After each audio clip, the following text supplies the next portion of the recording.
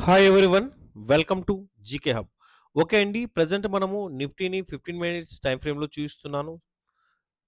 So present మనం నిఫ్టీని గమనించినట్లయితే మీరు బాగా ఈ యొక్క డేట్ను ఒకసారి గమనించండి.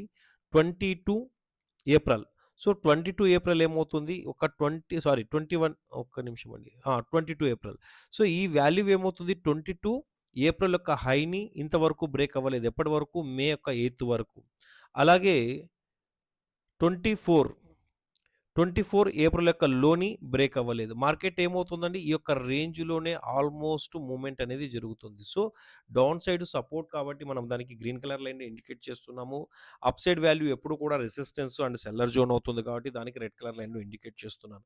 మీరిక్కడ బాగా గమనించినట్లయితే మార్కెట్ అనేది ఏమవుతుందో ఒక రేంజ్‌లోనే చాలా డేస్ నుంచి మూవ్‌మెంట్ అయితే జరుగుతోందనమాట. సో, ఇప్పుడు మనం ఒకవేళ హారిజంటల్‌గా కాకుండా ఒకవేళ ప్యాటర్న్ బేస్ మీద చూసుకున్నట్లయితే ఇంకా ఏదైనా మనకు ప్యాటర్న్ ఫామ్ అవుతుందంటే ఖచ్చితంగా ఇది ఒక లో, ఇది ఒక లో. సో ఈ 2 లోస్‌ని కలిపినప్పుడు ఇది కూడా మనకేమవుతుంది, ఒక సపోర్ట్ అయ్యే అవకాశాలు ఎక్కువగా ఉన్నాయండి. రైట్. ఇప్పుడు 5 మినిట్స్ టైమ్ ఫ్రేమ్‌లోకి నేను చేంజ్ చేస్తున్నాను. ఒకసారి బాగా గమనించండి. సో 5 మినిట్స్ టైమ్ ఫ్రేమ్‌లోకి చేంజ్ చేసిన తర్వాత రేపటికి మనకు కావాల్సిన ఇంట్రాడే యొక్క ఇంపార్టెంట్ లెవెల్స్ ఏంటి అని మనం గమనించినట్లయితే లాస్ట్ ట్రేడింగ్ డే మార్కెట్ మొత్తం ఫస్ట్ 5 మినిట్స్ క్యాండిల్ యొక్క రేంజ్‌లోనే ఆల్మోస్ట్ ఉండిపోవడం జరిగింది. సో లాస్ట్ ట్రేడింగ్ డే అంటే ఎప్పుడొస్తుందండి మనకు, 8 మే 2026 ఫస్ట్ 5 మినిట్స్ క్యాండిల్ యొక్క రేంజ్‌లోనే నిఫ్టీ మొత్తం మూవ్‌మెంట్ జరగడం జరిగింది. సో ఇప్పుడు ఈ యొక్క వాల్యూని అయితే నేను డిలీట్ చేస్తున్నాను. సో ప్యాటర్న్ బేస్ మీద చూసుకున్నట్లయితే, ఒకవేళ ప్యాటర్న్ బేస్ మీద చూసినట్లయితే ఒకసారి గమనించండి క్లియర్‌గా. సో ఈ ప్యాటర్న్ ఇక్కడ మనకు డౌన్ ట్రెండ్ ప్యాటర్న్ ఫార్మ్ అవుతుంది. ఈ ప్యాటర్న్‌కి ఎప్పుడైతే ఈ విధంగా బ్రేక్‌ఔట్ అయ్యి సస్టైన్ అయితుందో మనం ఏం చేస్తాము, అప్ సైడ్‌కి చూసే అవకాశాలు ఎక్కువగా ఉన్నాయి.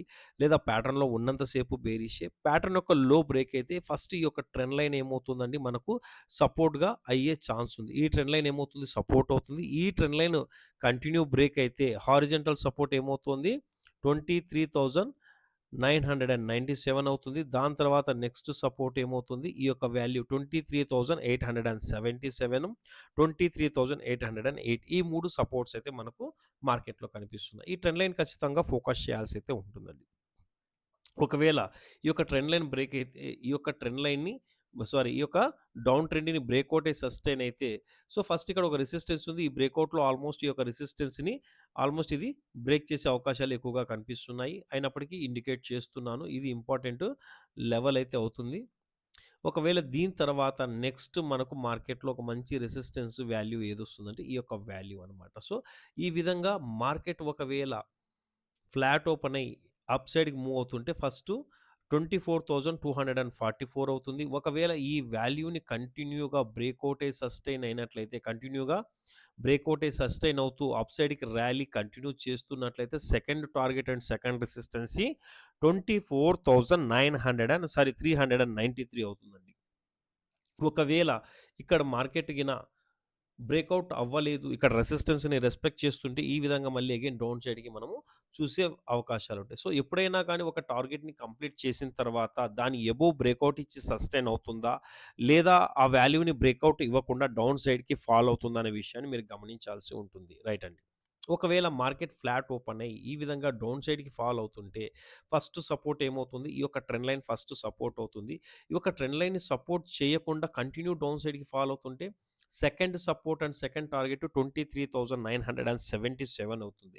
ఇలా ఫస్ట్ సపోర్ట్ దగ్గర గానీ, లేదా సెకండ్ సపోర్ట్ దగ్గర గానీ మార్కెట్ రీచ్ అయిన తర్వాత ఖచ్చితంగా మీరు ఈ యొక్క మేక్ ఆర్ బ్రేక్ జోన్ దగ్గర వెయిట్ చేయాల్సి ఉంటుంది. బుల్లిష్ ప్యాటర్న్ కన్ఫర్మ్ అయిన తర్వాతనే, ఇలా ఏదైనా ఒక బుల్లిష్ ప్యాటర్న్ కన్ఫర్మ్ అయిన తర్వాతనే మీరు ఏం చేస్తారు, ఖచ్చితంగా అంతవరకు ఎటువంటి పొజిషన్ అనేది తీసుకోకూడదు. ఆ సపోర్ట్‌ని డౌన్ సైడ్‌కి బ్రేక్ అవుతుంటే పొజిషన్ కంటిన్యూగా బేరిష్ వైపే ఉంటుంది.